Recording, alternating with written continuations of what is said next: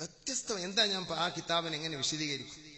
പണ്ഡിതന്മാർ അതൊരു സാഹിത്യം പഠിപ്പിക്കാൻ നിങ്ങൾക്ക് വേണോ, ആ കിതാബ് ഉപയോഗിക്കാം.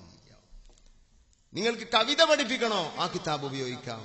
നിങ്ങൾക്ക് ലുഗത്ത് ഭാഷയിൽ മഖാമാത്ത് ഹരീരിയും ഹമാസയും മഖാമാത്ത് ബദീഉസ് സമാനും പോലുള്ള ഗ്രന്ഥങ്ങൾ, കലീലാദിംന, അതുപോലെ അൽഫുലൈല പോലുള്ള ഗ്രന്ഥങ്ങളൊക്കെ ഭാഷയ്ക്ക് വേണ്ടി പഠിപ്പിക്കുന്നവർക്ക് അത് അങ്ങനെയും പഠിപ്പിക്കാം.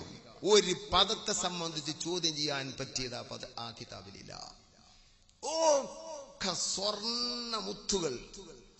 സുബ്ഹാനല്ലാഹ്. മൗലിദുൽ ഹുസ്നൈൻ, എനിക്കതിന്റെ ഒരു ലാഭവുമില്ല മക്കളെ. മുത്തു റസൂലുള്ളാഹിനോടുള്ള താല്പര്യം കൊണ്ട് പറഞ്ഞു പോയതാ.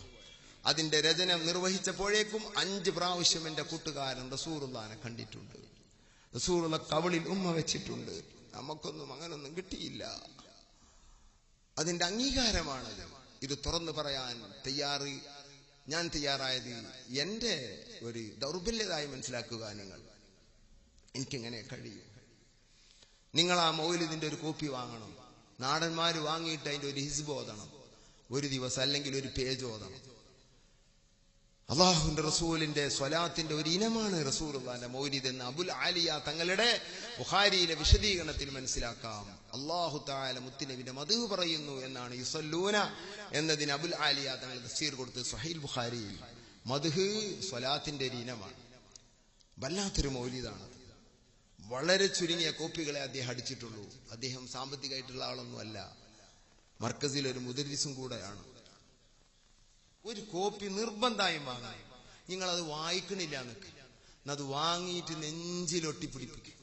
അതൊന്ന് കണ്ടുമ്മ വെക്ക്, അത് വീട്ടിൽ കൊണ്ടേ വെക്ക്. മുത്തു റസൂലുള്ളാഹിന്റെ ഇത്ര വിശേഷമുള്ള ഒരു മൗലിദ് എഴുതപ്പെട്ടിട്ടില്ല.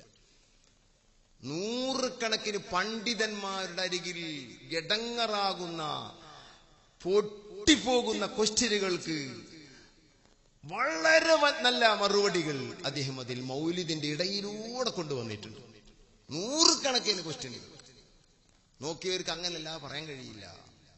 പിന്നെ അതിന്റെ ചില ഭാഗങ്ങൾ നിങ്ങൾക്ക് സംശയം ഉണ്ടെങ്കിൽ അവരോട് തന്നെ നിങ്ങൾ ചോദിക്കണം, പുറത്ത് നിങ്ങൾ ചോദിക്കരുത്. അതും കൂടെ ഞാൻ കൂട്ടിച്ചേർക്കുകയാണ്. വിശാലമായ അറിവുകളില്ലാതെ അത് ഉൾക്കൊള്ളാൻ പ്രയാസമുണ്ടാവും. അത് അങ്ങനെ തന്നെ പറയണം അതിനെപ്പറ്റി.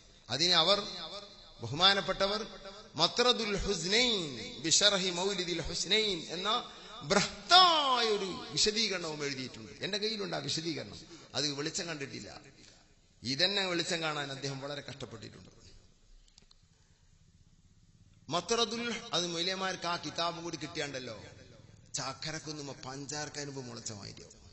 ഇത് ഈ ഷർഹ്, ഈ വിശദീകരണം മത്രദുൽ ഹുസ്നൈൻ, എന്റെ ഭൗതിക പാരത്രിക ദുഃഖങ്ങൾ ഞാൻ തട്ടട്ടെ എന്നാണ് അതിന്റെ പേര്. അത് ഇതിന്റെ വിശദീകരണമാണ്. ചെറിയൊരു വിശദീകരണം അതിനുണ്ട്. അതിന്റെ പേര് മൗലിദുൽ മുസ്നൈൻ ബിശർഹി മൗലിദിൽ ഹുസ്നൈൻ എന്നാണ്.